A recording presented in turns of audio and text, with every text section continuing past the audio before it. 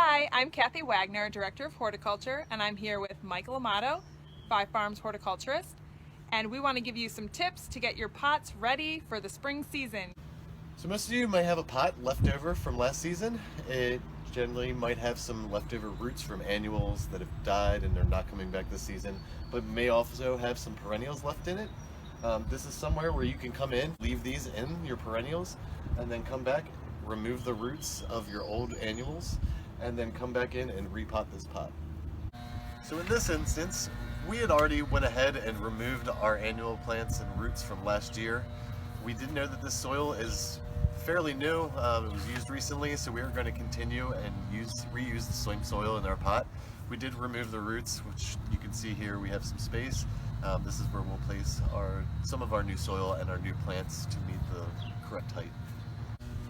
So if you're going to reuse a pot and you find that some of your annuals or perennials have rotted or shown some sign of disease, you would like to go ahead and clean and sanitize your pot. You can use any sort of simple bleach solution like you would use to sanitize your kitchen. Other styles are alcohol or soap and water, just to try to prevent any potential disease from prior soil in your pot.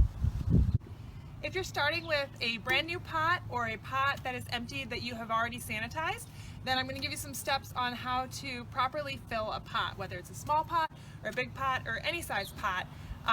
You're not usually going to fill the entire pot with your expensive potting soil, but you also want to make sure that you have good drainage. And so what I like to use is pine bark mini nuggets.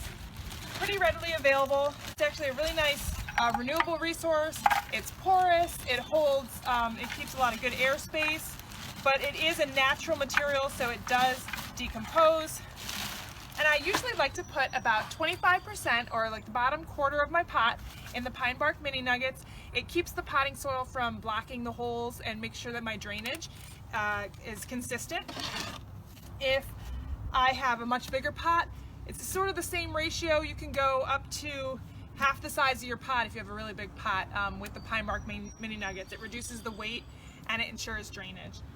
On top of my mini nuggets, I'm going to start filling with a nice high quality potting soil.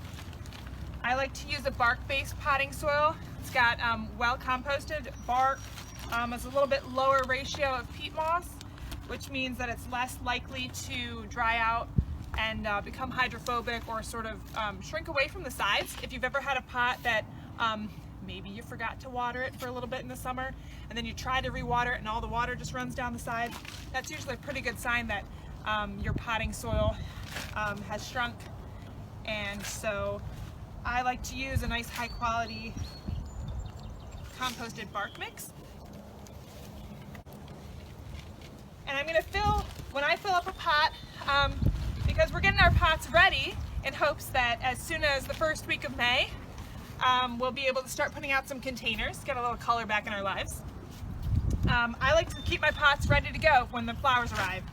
So a good rule of thumb is to fill your pot up to about 4 inches from the rim, and then that will give you a really nice foundation on which you can place your plants as you're arranging them and trying to figure out how you'd like to see them in the pot.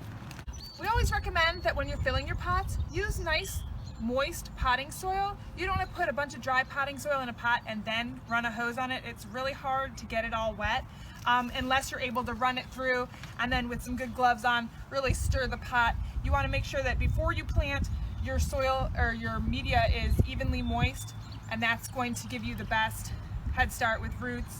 Make sure you get good connection between the new plant material and your soil.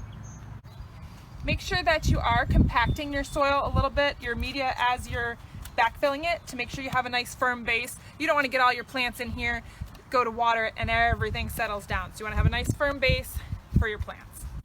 Now all that's left to do is go out and buy some annuals and perennials for your containers, and we're going to have another video coming up next week all about container gardening, designing, how to do your installation, so that you have a beautiful pot full of color at your house.